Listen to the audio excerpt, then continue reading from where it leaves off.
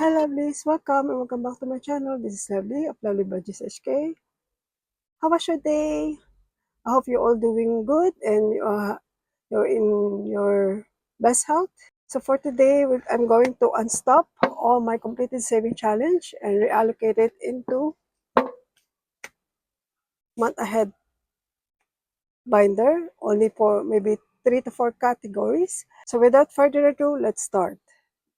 So this is my completed saving challenge and let's unstop it.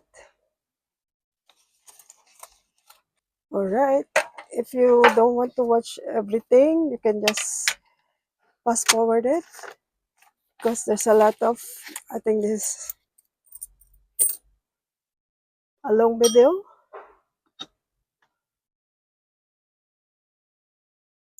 So I need to save all of this.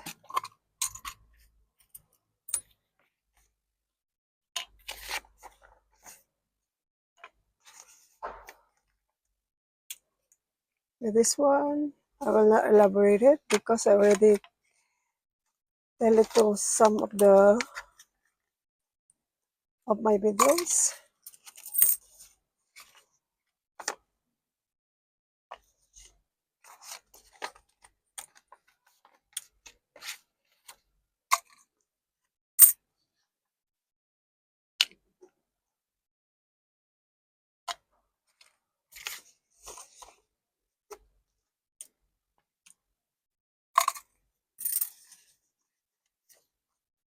So how much do you think I will save this time? Let's see, let's see.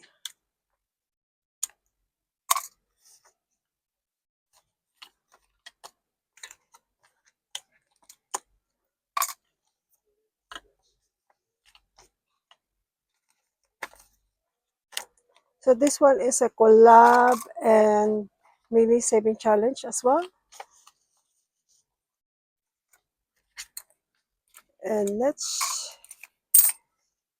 a group play. It's all in one. So it's all my completed saving challenge.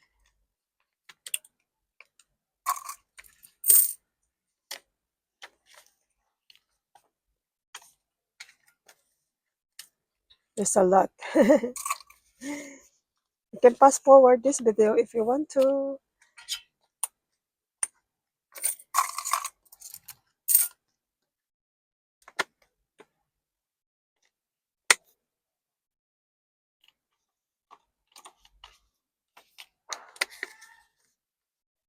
Okay.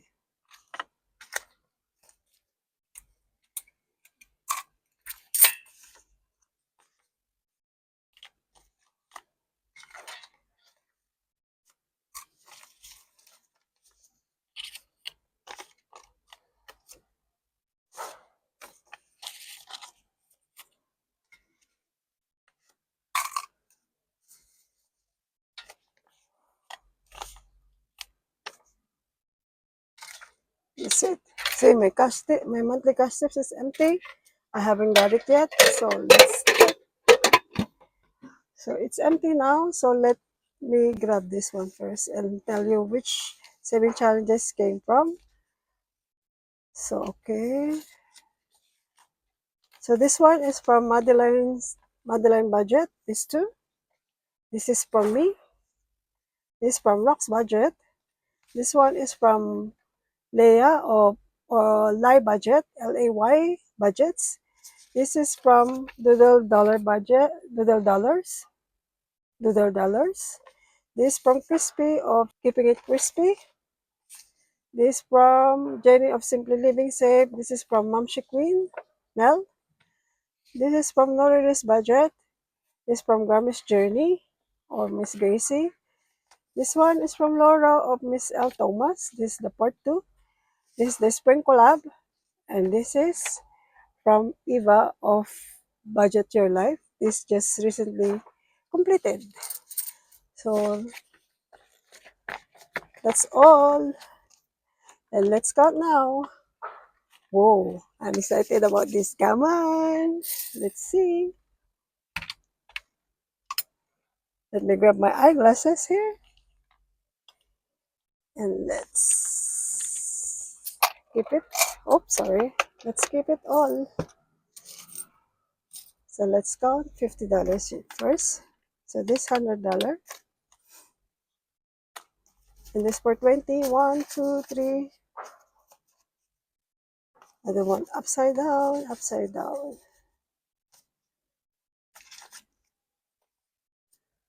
Let me arrange it first. Other one upside down bill.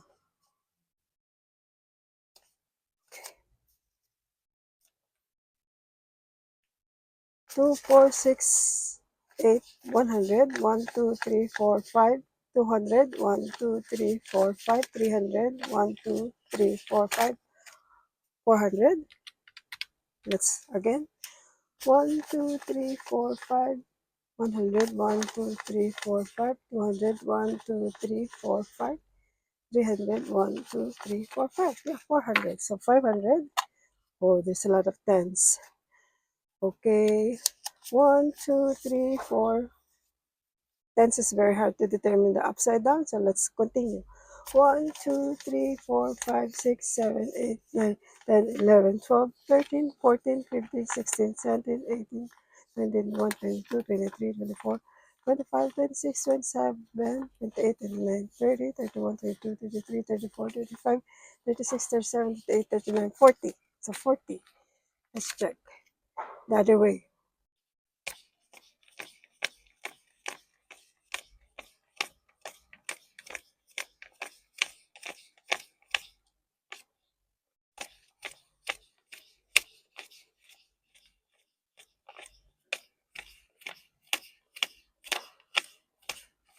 See, it's 410.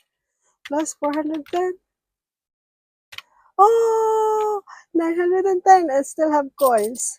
Still have coins. Let's see. Let's see. 2, 4, 6, 8, 10. 2, 4, 6, 8, 10. 20. 2, 4, 6, 8, 10. 30. 35. So plus 35. I saved 945 for the challenges. Yay! Congratulations to me. Congratulations to me. Yay, yay, yay. I'm so happy. La, la, la, la, la. Okay. Let's reallocate this. So for my month ahead binder, I have a lot of categories here. So as you can see, rent, food, groceries, remittance, electricity, water, gas, phone bill, and internet.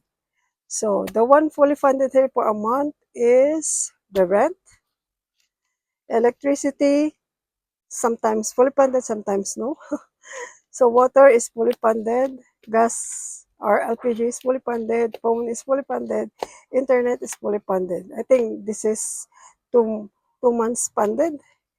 And so I want to focus on this three because this is not even a month fully funded yet. So let's see. For 900, there's so much. So let's just, okay, get this one.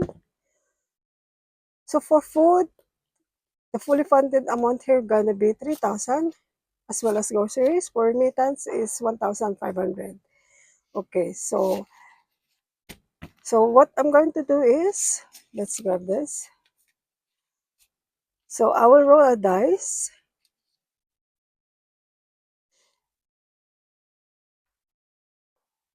So if I roll 1 and 2, it's gonna be here. 3 and 4 are gonna be here. 5 and 6 are gonna be on groceries. So let's get the dice. That's the best I can think of. Let's see. Okay. And each roll, I will save $100. Okay. So let's roll. So 6 groceries, 100. 4, it's food. 1, 2, 3, 4, 5, 100. No, again. So 1 is 100, 2, 4, 6, 8, 10. Roll again. So 6, 2, 4, 6, 8, 10. Roll again. So 1 is 100, 1, 2, 3, 4, 5. Next.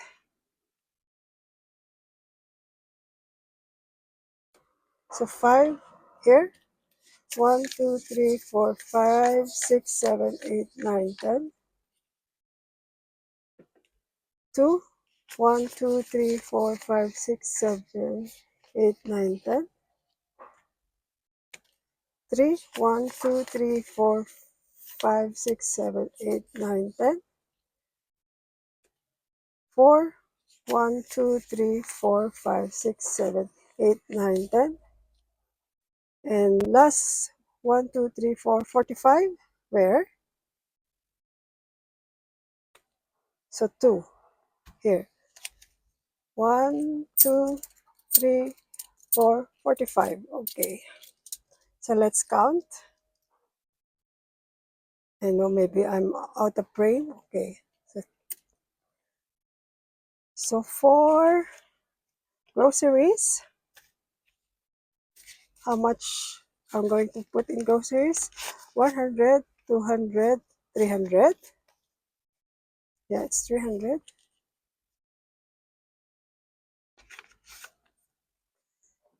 And let's mark here. Allocation.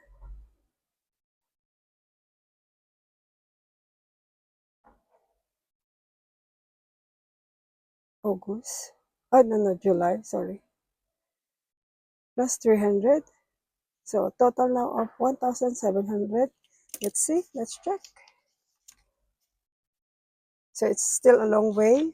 If 3,000 minus 1,700, so I still need 1,300 here. So let's count it together. 1,000, 1, 2, 3, 4, 5, 6. Yeah, it's 1,700. Yay!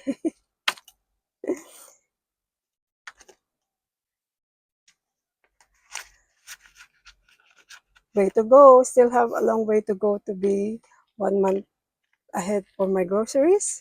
And then for food. So for groceries, all in the supermarket, but for food, it's all for the wet market, like fish, meats. So this is for that one. And the fully funded here is 3,000 also. So for now, I save here 100. 1, 2, 3, 4, 5, 6, 7, 8, 9, 10, 200. 1, 2, 3, 4, 5, 6, 7, 8, 9, 10. So 300. So that's very hard to 300 as well. So let's add here reallocation of 300. So 2,050. Okay.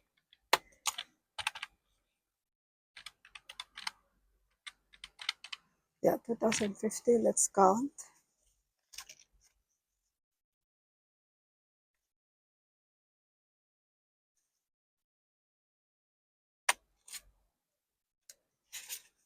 1,000, 1,005, 6, 7, 8.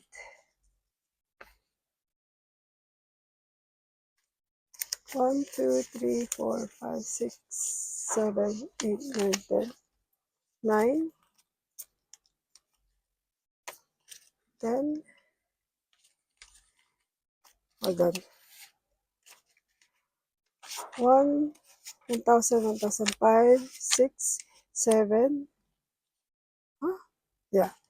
8, 9, 2,000, 2,050. All right, that's correct. Last 1,000 and it's gonna be complete. Yay, yay, yay.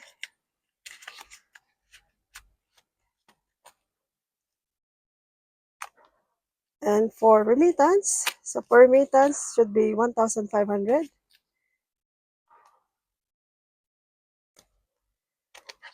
Fully funded one. So for now, we got 540, and let's see, 1,000. Oh, sorry, 100, 200. 1, 2, 3, 4, 5, 6, 7, 8, 9, 10. So 345. Yeah.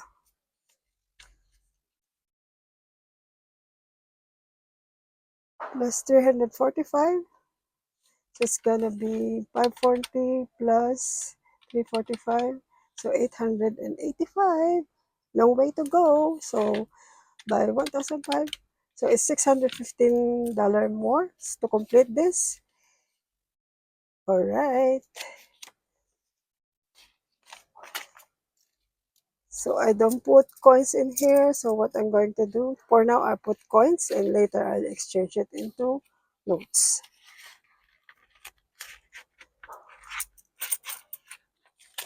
Okay.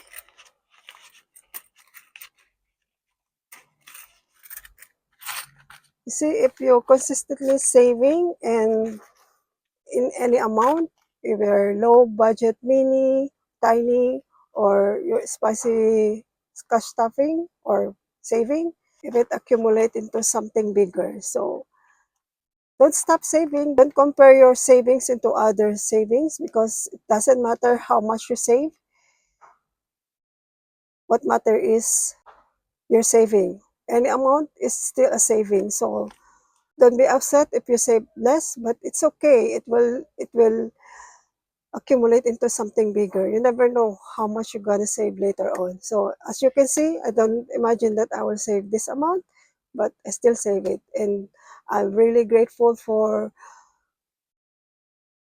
God that that He opened me on this kind of community in YouTube. And to you too, thank you so much for being here. And I'm all grateful to you that you're watching my video and you're following my journey. That's it for now, lovelies. Bye for now and see you later. Be humble and grateful. Bye. Make saving a habit. Bye. Love ya. Bye. Thank you.